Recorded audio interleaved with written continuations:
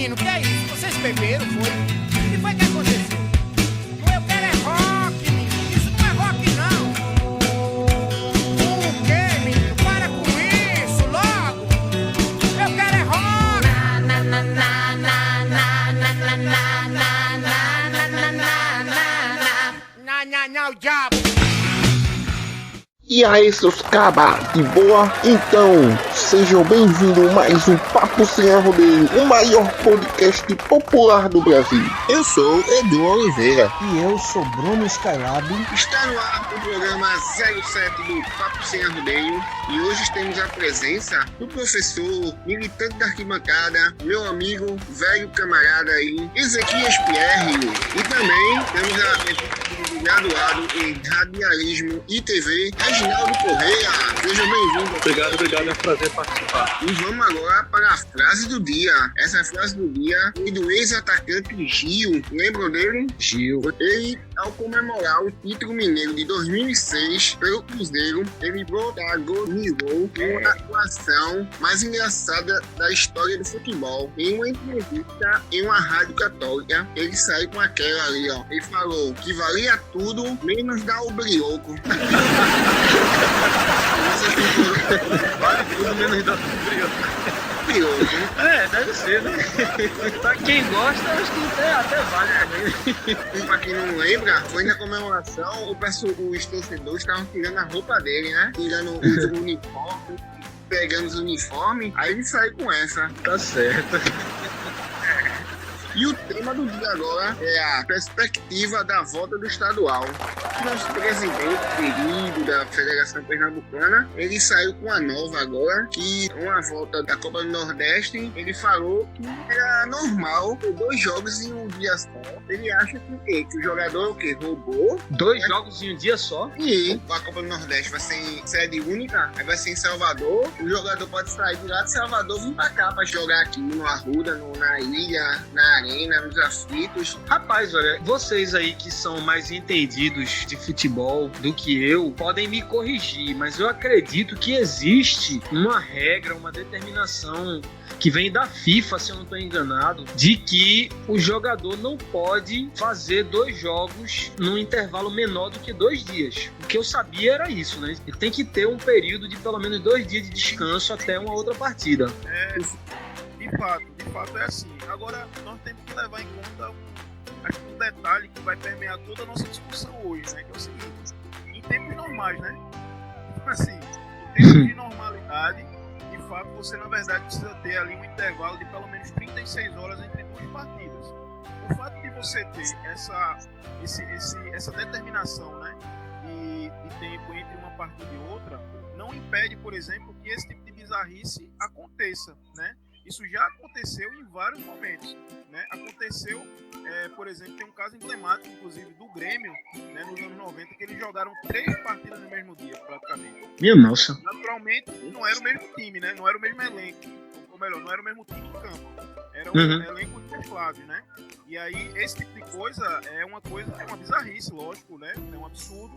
Agora, a depender do ajuste que esteja feito com o sindicato de atletas, federação, né, Confederação Brasileira, que é a CBF, e por aí vai, né, é possível, eu não descartaria, né, especialmente porque a gente precisa entender que o respeito à regra, o regramento, é lógico que é necessário, é importante, agora em tempos de normalidade, né? Nós vivemos aí um período de pandemia que vai nos impor vários desafios, né? Inclusive esses desafios do calendário, né? Hoje, inclusive, na perspectiva que nós temos, o futebol brasileiro, né, os estaduais, o futebol brasileiro de maneira geral, ele já não fecha o calendário de 2020, né? Pra você ter ideia, o que foi colocado aí pela CBF muito recentemente é que, por exemplo, o Brasileirão ele vai avançar até fevereiro de 2021. Veja, nesse momento, né? A gente não sabe exatamente como é que as coisas vão acabar acontecendo, escalonando nesse contexto de desgoverno, né? De falta de controle de pandemia. Essa é a realidade, né? Então, assim, hoje, se tudo estivesse normal, como se imagina que pode estar, e aí o Brasileirão começando em agosto, ele mesmo assim avançaria para o mês de fevereiro do ano que vem. É complicado, né? Porque realmente estamos num momento que a gente já viveu. Bem entra nessa questão como uma parte importante da economia, né? Os clubes, o futebol, ele termina trazendo muito dinheiro, né? Movimenta muito dinheiro. Sim. É um momento de se refletir, mas os clubes, eles têm uma ideia diferente, né? O clube, ele quer arrecadar o dinheiro que ele normalmente ele tinha, e o clube, ele não vê que hoje vivemos numa época diferente. Assim, eu acho que é uma precipitação voltar a campeonato de futebol, qualquer outro esporte numa época dessa, mas os clubes têm autonomia, no caso as federações, e a gente tá vendo aí uma enxurrada, né, de torneios que devem voltar ainda agora em julho. Inclusive, o engraçado é que a gente passa a viver uma coisa que acontecia muito nos anos 80, né? O campeonato passar do ano dele. Sim. Naquela época era normal, 86 mesmo, decidiram em 87. 87 e 88 também. 88, que acabou em 89. Alguns anos com os pontos corridos aqui deu uma organizada no calendário. E aí, por causa da pandemia, evidentemente que não dá para se manter. Essa regra realmente existe, mas como todo o brasileiro sempre tem um jeitinho, né? A gente sempre vê que há termina burlando essa regra e acontece muitos jogos. Acho que esse ano, no ano passado, com as competições, o Sport chegou a jogar 3 vezes praticamente em uma semana. Sim. Era jogo no sábado, na terça e na quinta. Então há sempre o jeitinho brasileiro de dar um jeitinho na regra e colocar os jogos um atrás do outro, infelizmente. Foi bem lembrado. Inclusive, eu não sei se vocês lembram também que o campeonato de 2000, ele também terminou em 2001, né? Mas aí foi por conta daquela confusão, né? Na final, que teve o alambrado lá do São Januário. São Januário. Cedeu, e aí aquele acidente terrível, e aí deu toda aquela confusão naquela final do Vasco com o São Caetano, e a final mesmo teve que acontecer em janeiro de 2001, né? Mas é isso, assim, eu queria colocar uma coisa, eu não sei, assim, já antecipando, né, a nossa discussão, porque é o seguinte, Ezequias falou agora dessa questão da necessidade da gente fazer esses ajustes por conta dessa situação excepcional que a gente está vivendo. O que eu questiono é o seguinte, se a gente for pensar no propósito, né, no objetivo, pelo menos teoricamente, o objetivo do esporte, de modo geral, o objetivo do futebol é o entretenimento. E aí, vocês não acham que a gente fazendo todos esses ajustes que está se demandando fazer, a gente não sofre uma perda na qualidade? Que essa é uma questão que tem sido levantada, por exemplo, porque o Campeonato Carioca voltou, né? Já está na final, né? E o que tem se reclamado Mas o Fluminense tá para não entrar em campo hoje, né? Pois é. E aí, por conta justamente dessa questão, a qualidade do futebol que a gente viu agora nessas partidas do Campeonato Carioca, bem abaixo do que se espera, tá uma coisa feia, uma coisa estranha. E aí, será que vale a pena mesmo fazer todo esse puxa-estica de colocar 2 partidas no mesmo dia, de ajustar pra lá, ajustar pra cá e colocar jogo sem torcida em campo? E na verdade, acho que essa pressão toda, essa agonia toda não será somente pela questão econômica, né, pela questão financeira, para quem lucra não deixar de lucrar? Então, eu posso começar essa discussão aí trazendo alguns elementos, né? Veja, eu pensei muito, né? Desde o convite de Eduardo, eu resolvi voltar a ler algumas coisas, porque no meio desse contexto que a gente vive, a gente às vezes precisa se blindar um pouco, até daquilo que a gente tem prazer, né? Então, assim, Sim. O futebol é um lance que a gente ama, que gosta, eu tenho uma relação muito próxima, muito participativa, de maneira geral, com o futebol, seja com o meu clube, né? Nosso clube brasileiro do Eduardo, o Santa Cruz, seja no futebol de maneira geral. Então, até naquilo que a gente gosta, que a gente ama, a gente precisa tomar um pouco de cuidado para não se abusar e para não se chatear de uma maneira que torne insustentável a convivência, né? Então, assim, depois que Eduardo me fez o convite, eu resolvi voltar a ler a respeito, acompanhar, inclusive, essas discussões de agora, né? Como foi colocado no Campeonato Carioca. E eu hoje, lendo algumas coisas, inclusive vendo no Twitter, eu vi uma frase de um cara que eu não anotei o nome dele, um pensamento que ele colocou lá, que eu achei fantástico, e eu gostei tanto que eu vou trazer ele para vocês aqui, que ele fala o seguinte, ó, abre aspas: o retorno do futebol neste momento comprova algo que há muito tempo já sabíamos. Na disputa com o dinheiro, o jogo perdeu seu caráter mais lúdico e celebratório. Se ainda fosse puramente confraternização, não haveria um único motivo para uma bola rolar nesses momentos e nesses tempos de pandemia. Eu acho que exatamente isso resume essa nossa discussão, né? Sim. Primeiro porque tem vários elementos aí. Eu acho, por exemplo, enquanto torcedor, enquanto amante do futebol, por exemplo, eu não acho razoável, por exemplo, o futebol dar uma contribuição nesse contexto, né? Uma contribuição no sentido da construção dessa falsa normalidade, né? E o futebol, voltando dessa maneira, da maneira assoberbada e irresponsável que está sendo implementado, né, que está sendo inclusive forçado, dá um recado muito negativo para a sociedade, né? E dá um recado negativo, inclusive, para aqueles que são parte fundamental no processo da confraternização e da construção do futebol e dos clubes de futebol, que são os torcedores. Então, assim, fala-se em voltar a todo custo, mas em momento nenhum se fala da torcida. Se fala, inclusive, do cuidado que é necessário, inclusive, com as pessoas que estão na retaguarda do jogo em si. Porque, veja, para você operar uma partida de futebol, por menor que ela seja, sem torcida, você não mexe com menos de 100 pessoas. Porque não é um jogador só que está exposto, o que pode estar exposto. Você tem comissão técnica, você tem a retaguarda com a tia da cozinha, o tio da cozinha, o massagista, o motorista do o roupeiro, o cara da concentração, o cara da imprensa, o assessor de imprensa do clube. Ou seja, tem uma cadeia de pessoas que estão sendo expostas. E num contexto, inclusive, de um país e de um estado que não testa as pessoas, que você não tem, inclusive, a real noção do potencial de destruição, de mortes, inclusive, que o Covid-19 tem exercido na sociedade brasileira, e é irresponsável, inclusive, você forçar o futebol para voltar dessa forma. É importante falar algumas coisas que são importantes. Veja, os clubes eles têm autonomia relativa, as federações elas têm autonomia relativa, né? A CBF tem autonomia relativa também, porque veja, quem gera, inclusive, e quem autoriza a prática esportiva não são os clubes ou as federações, são os estados e os municípios. Então, em estado, por exemplo, que tiver decreto que proíba, não vai ter futebol. Então, assim, a tentativa, inclusive, de burlar isso ou de contornar isso é a construção que se faz em torno da Copa do Nordeste, no sentido de fazer com que toda a disputa da fase inicial, né, da fase de classificação e os jogos finais acabam acontecendo numa sede em Salvador, entendeu? Então, assim, existem várias nuances aí e existe muitas questões problemáticas a serem levantadas. De fato, o aspecto não só financeiro, mas o aspecto político tem pesado muito nesse sentido. Por quê? Você trazer o futebol e você trazer o futebol para a televisão, para dentro da casa das pessoas, inclusive é um recado no que se refere à necropolítica do governo federal, no sentido de isso precisa ser dito.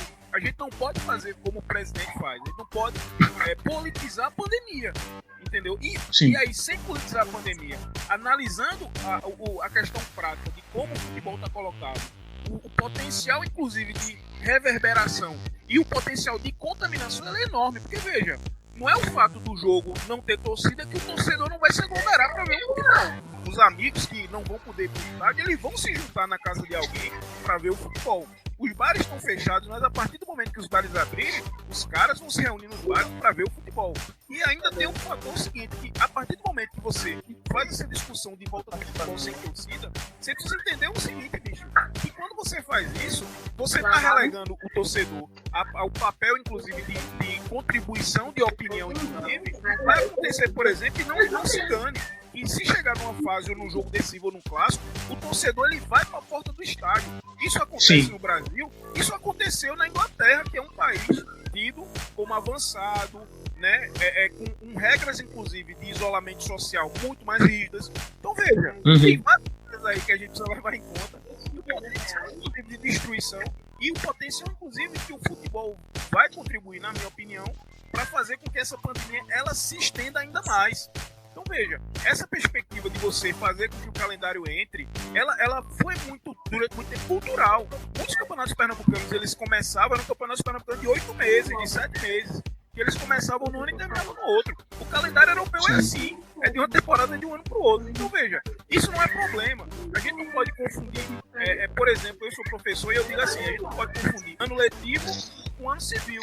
O ano civil, no final de 2020, ele vai acabar e vai ser 2021. E, na minha opinião, o futebol, ele não é uma prioridade.